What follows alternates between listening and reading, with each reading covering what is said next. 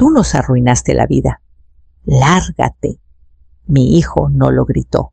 Lo dijo plano, como quien repite una verdad que ya se creyó 1000 veces. Luego empujó mi maleta con el pie, la misma maleta con la que le llevaba ropa de cambio y tortas de jamón con aguacate para las excursiones de la escuela. Y el ruido al raspar el piso dolió más que las palabras. Me quedé parada en el marco angosto de la puerta del cuartito que me habían preparado. Preparado es mucho decir. Era una oficina convertida, apenas cabía una cama individual y una mesita chueca. Una persiana flaca dejaba pasar una raya de luz que hacía bailar el polvo en un aire que olía a jabón viejo. Nada ahí parecía bienvenida. Nada parecía casa para una mamá. Ni siquiera había abierto la maleta, ni me quité los zapatos. Había vendido la casa donde viví mis mejores años.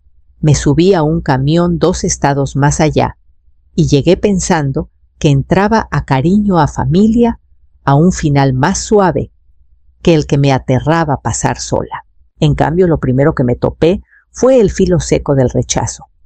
Mi hijo no se veía enojado, nomás cansado de un modo que me hizo dar cuenta de que ese coraje llevaba rato hirviendo mucho antes de que yo llegara. A lo mejor lo habían ensayado, a lo mejor nunca me quisieron de verdad ahí. El pensamiento cayó pesado, pero me lo tragué y di un paso más al cuartito, sintiendo que las paredes se me venían encima. No vine a armar bronca, dije bajito, sin saber si era para defenderme o para recordármelo a mí misma. Él soltó un suspiro cortante, ya dándome la espalda, ya harto de la plática, como si mi mera presencia le revolviera los rincones de su vida y tocara algo que prefería dejar quieto. La maleta se quedó donde la empujó torcida esperando, y mientras la miraba todavía cerrada, todavía guardando los últimos pedazos de la vida que dejé atrás, entendí que esto apenas era el principio de lo que me esperaba en esa casa. Cuando llegué a Puebla, traía la esperanza calladita de que esta casa fuera un puerto tranquilo, un capítulo más suave, después del pequeño derrame que me sacudió más de lo que confesé. Mi hijo y su mujer insistieron, no más hasta que te pongas más fuerte, ma. No debes estar solita. Por teléfono sonaban cariñosos. Yo quise creerles. Vendí la casa donde viví décadas, la que guarda recuerdos que todavía siento si cierro los ojos. La lana entró directo al enganche de esta casa más grande, la que mi hijo dijo que les daría espacio a todos. Un nuevo comienzo para ellos, un lugar seguro para mí. Esa fue la promesa. Pero las promesas se borran más rápido que la tinta. La primera noche vi solo 4 platos en la mesa. No me miraron al sentarse, nomás empezaron a comer como si yo estuviera de paso y no para quedarme. Saqué un plato del gabinete en silencio, pero se sintió como servirme en la cocina de un desconocido.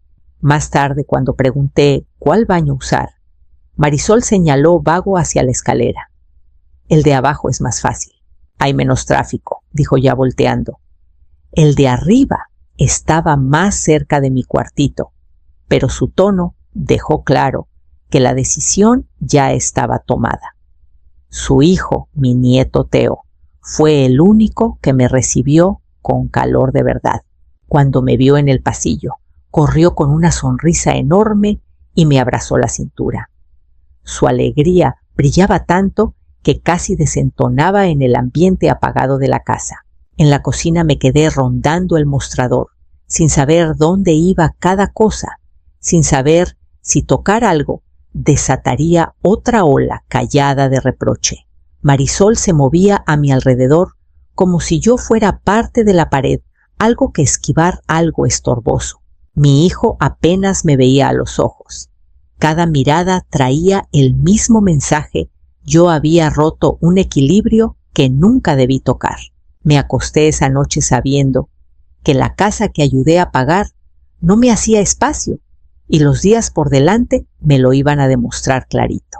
A la mañana siguiente El aire de la casa se sintió más frío, como si algo invisible hubiera cambiado en la noche.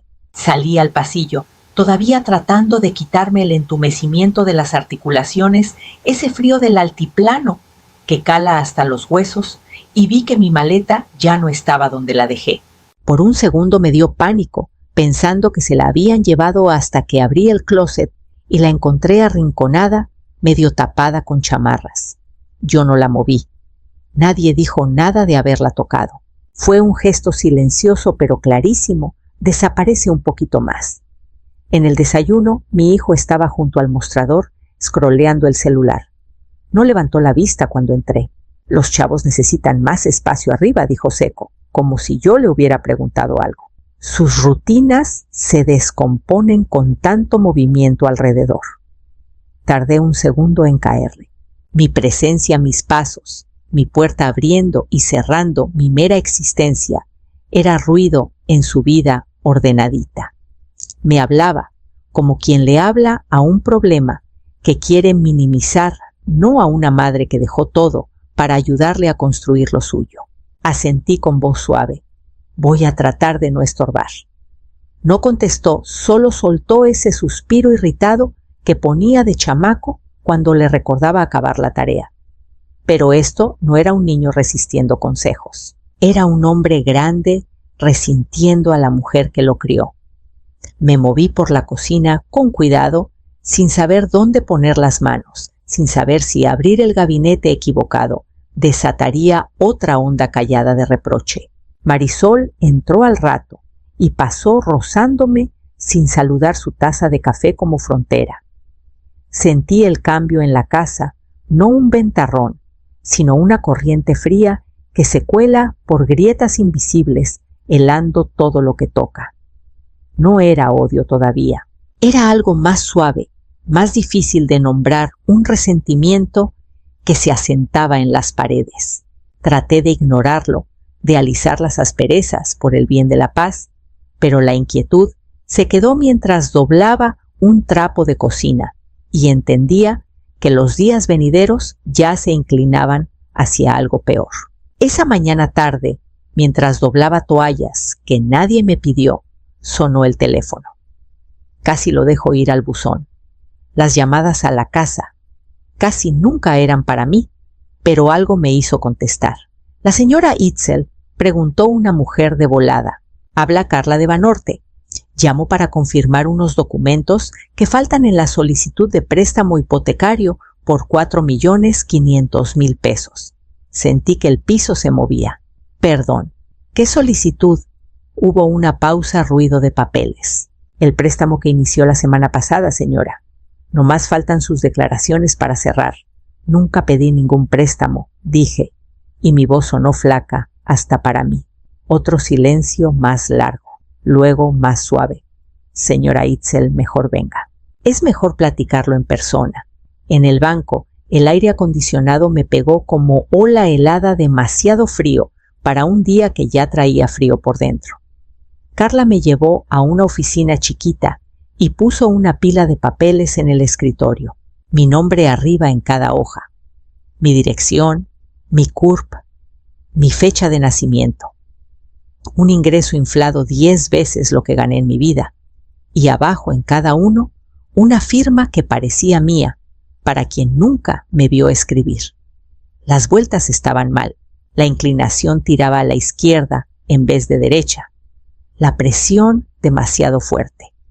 Quien firmó pensó que con seguridad taparía el rastro.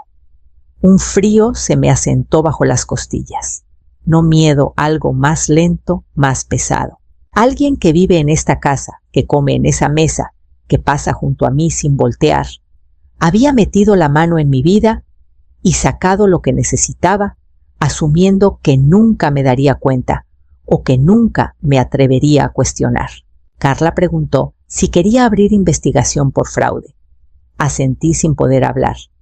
Me dio copias de las firmas falsas, cada una herida callada. Al salir del banco, el sol pegaba fuerte, pero el aire se sentía delgado y caminé de regreso a la casa sabiendo que esto no era malentendido, era la primera grieta en algo que estaba a punto de romperse más grande. Esa noche, la casa olía a comida recalentada y tensión. Caminé callada con los papeles del banco en una pila ordenada contra el pecho. Sin anuncio dramático, sin manos temblorosas, solo un paso firme a la mesa donde ya estaban los tres sentados. Puse los papeles junto a mi plato, lo bastante cerca, para que vieran los números grandes y los sellos oficiales.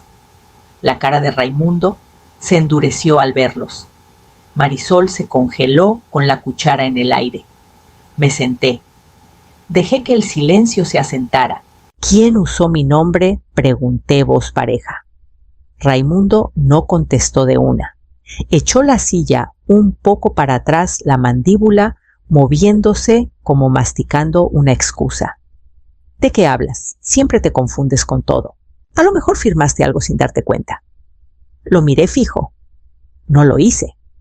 Soltó una risa seca más fuerte. ¿Sabes qué? Esto es justo el relajo que pasa cuando todo gira alrededor tuyo. Llegaste y todo se vino abajo. Marisol bajó la cabeza, mirando su plato como si quisiera que la tragara. Si no te hubieras aferrado tanto a tu casa vieja, siguió, no estaríamos ahogados ahorita. ¿Crees que no la estamos batallando? ¿Crees que tenerte aquí no lo empeora todo? Las palabras pegaron una tras otra filudas y a propósito. Tú nos arruinaste la vida. La frase cayó como piedra pesada, conocida a algo que llevaba rato queriendo repetir. Luego vino el golpe final con una calma más fría que cualquier grito. Si no estuvieras todo, se calmaría de una vez.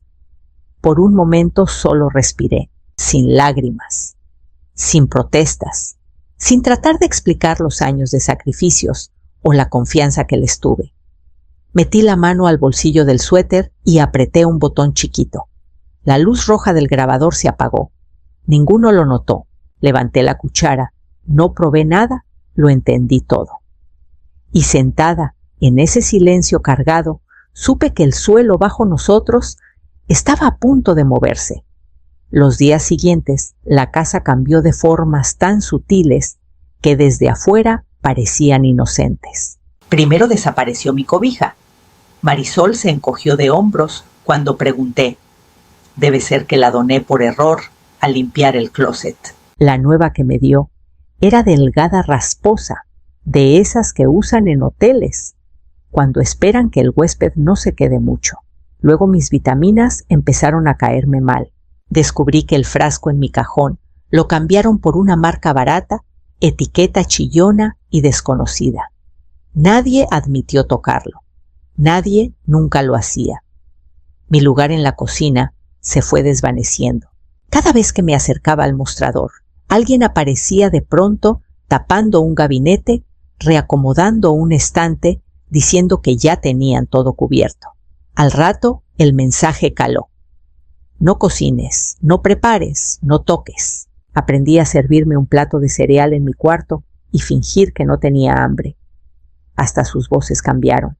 Oía a Marisol susurrando por el pasillo. Ella habría, como si yo ya me hubiera ido y me recordaran en vez de convivir conmigo.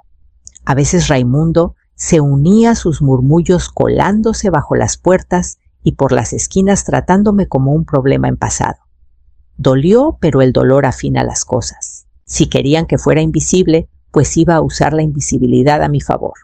Empecé a llevar el grabador conmigo más seguido, metiéndolo en mi bolsa de estambre, esa que nadie toca, porque les recuerda que pienso quedarme.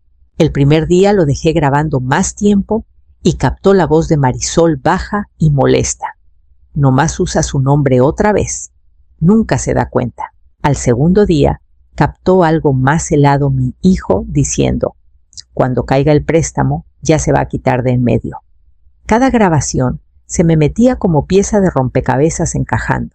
No prueba para otros todavía, pero claridad para mí, claridad que necesitaba más que nada. Y mientras repetía sus voces en el silencio de mi cuarto, sentí que algo dentro de mí se enderezaba preparándose para lo que venía. Esa tarde no planeaba revisar mis papeles viejos. Abrí la carpeta nomás porque necesitaba algo conocido para no sentirme tan sombra moviéndose de cuarto en cuarto. La carpeta estaba gastada de tanto uso, las orillas suaves, la etiqueta borroneada por mis dedos. Adentro, pedazos de una vida que antes manejaba con seguridad, declaraciones, cartas de seguro, recibos guardados por costumbre. Y cerca del fondo, la escritura. La desplegué despacio, más por memoria muscular que por intención, esperando solo otro recordatorio de lo que ya di. Pero al ver la primera línea, una tensión callada me recorrió. Propietaria registrada Itzel, apellido. Solo mi nombre, no el de mi hijo, no el de Marisol, solo el mío. Me quedé quieta un rato largo, las orillas del papel temblando leve entre mis dedos. Meses atrás, habíamos hablado de pasar la titularidad en una plática, cuando todos hablaban bonito, cuando mi susto de salud los hizo sonar preocupados de verdad. Dijeron que facilitaría los impuestos, que primero había que revisar el seguro, que lo haríamos pronto. El pronto nunca llegó. Y ahora entendía por qué andaban tan seguros tomando decisiones sin mí, hablando de la casa como si ya fuera de ellos. Asumieron que los papeles ya estaban. Nunca checaron. Creyeron que con quererlo bastaba para cambiar lo que legalmente estaba escrito. Cada pasillo que recorrían con paso de dueños, cada regla que ponían, cada mirada fría que decía que no pertenecía a nada de eso, cuadraba con la verdad que tenía en las manos. Pero lo que me subió no fue triunfo. Fue algo más firme, más pesado. Determinación, la que nace solo después de que te empujan más allá de todos los límites callados que diste sin quejarte. Puse la escritura en la cama y agarré el celular. El abogado de mi difunto esposo contestó al segundo tono, voz cálida de reconocimiento y sorpresa. Itzel dijo, ¿cuánto tiempo? ¿En qué te ayudo? Necesito que vengas, respondí. Hay cosas que tenemos que revisar. Aceptó venir en unos días, y cuando colgué la casa alrededor, de pronto se sintió distinta, no más chica, no más fría, solo ya no en su control.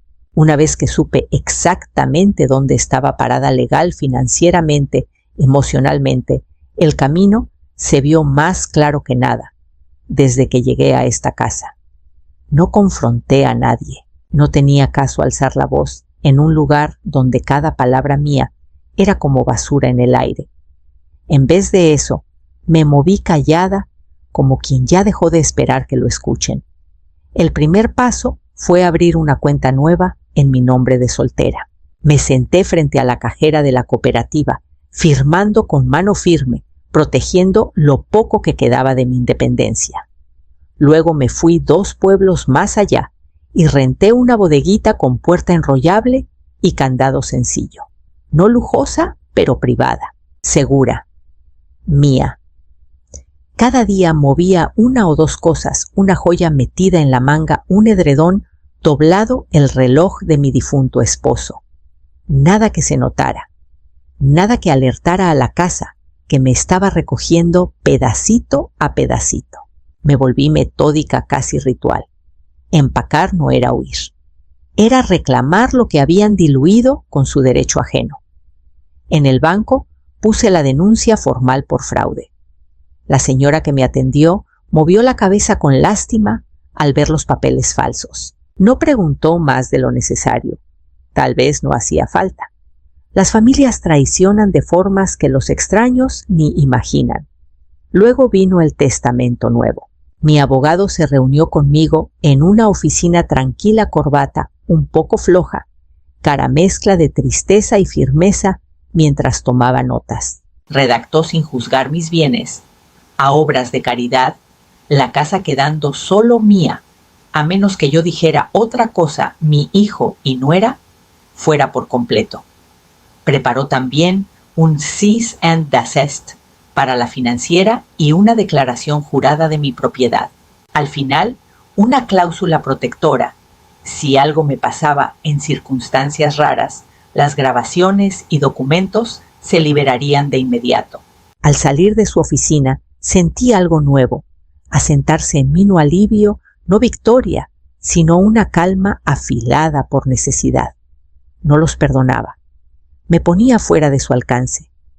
Y con cada paso en silencio, me acerqué más al momento de irme de verdad. La mañana que me fui fue tan quieta que parecía a propósito, como si la casa misma contuviera el aliento. Una camioneta de mudanzas entró al driveway justo después del amanecer, discreta y sin letreros. El chofer me saludó con la cabeza sin preguntar nada. Elegí una empresa que no pide explicaciones. Para las 7 ya sacaba cajas por la puerta trasera, cada una con la vida que fui guardando en secreto. Para las 9 todo lo mío se había ido. Ropa, recuerdos la foto enmarcada de mi esposo que tenía junto a la cama, todo cargado y asegurado sin prisa. Mi cuarto parecía intacto, pero solo porque dejé cuidado en dejarlo así. No quería huecos dramáticos, quería que el silencio hablara. Para el mediodía la casa se sintió hueca. No vacía, Raimundo y Marisol la habían llenado de suficiente resentimiento para que cada rincón siguiera abarrotado, pero distinta, más ligera, como si las paredes reconocieran qué faltaba y esperaran que alguien más lo notara. No lo notarían todavía. Se habían ido temprano a ver a un asesor financiero sin saber que la base de sus planes se había movido debajo de ellos. En la mesa de la cocina dejé una caja de madera. La había pulido la noche anterior, no por ellos, sino por mí, un último acto de orden antes de dejar el desmadre que intentaron enredarme. Adentro, acomodado, con el cuidado que ellos olvidaron darme hace rato, dejé la escritura con solo mi nombre, el cease and desist del abogado, los avisos formales de mi propiedad, copias del reporte de fraude que esperaban que nunca cuestionara, 2 USB, uno con las grabaciones, otro de repuesto, y encima una carta corta retirando cada promesa verbal que me presionaron a hacer, sin acusaciones, sin drama, solo la verdad al descubierto. Cerré la puerta con llave, subí al coche que esperaba y me permití respirar. El camino a mi departamento nuevo tomó menos de media hora, pero la distancia se sintió más grande que cualquier mapa. Al llegar el aire era distinto, más ligero, más limpio, innegablemente mío. Y al cruzar el umbral de mi nuevo hogar, supe que las consecuencias de mi ausencia pronto se harían oír. 7 días pasaron en un ritmo que no conocía desde hacía años. Café a mi paso, tardes cerca del agua, quizá un lago o río cercano en Puebla, noches sin tensión aplastando las paredes. Luego mi celular se encendió. Primero unas llamadas perdidas, luego más. Para el mediodía la pantalla era un muro de notificaciones rojas, 99 más todas de Raimundo. Sin buzones, sin explicaciones, solo insistencia. Al final de la semana, las consecuencias llegaron a la casa que yo ayudé a pagar. Investigadores financieros aparecieron a cuestionarlos por el préstamo. La solicitud falsa activó auditoría interna. Marisol quedó suspendida sin goce de sueldo mientras revisaban. Su trabajo no tolera documentos chuecos. Las cuentas que habían dejado para después volvieron con intereses. Avisos de mora, advertencias, recordatorios finales. Habían construido sus planes en una base que asumieron nunca se movería. Ahora se había desaparecido debajo de ellos. Los mensajes de mi hijo empezaron a llegar, cortos al principio. Tenemos que hablar. Luego más largos. No era para tanto. Andábamos estresados. Por favor, contesta. Para la noche el tono se ablandó en desesperación.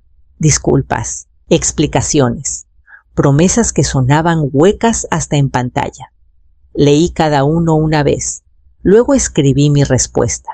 Adjunté un solo audio, sus propias palabras dichas, con una facilidad que todavía me hiela. Si no estuvieras todo, se calmaría de una vez. Abajo puse, no reconozco al hombre que dijo esto, y muteé el hilo. No bloqueé, muteé. El silencio, aprendí también, puede ser frontera.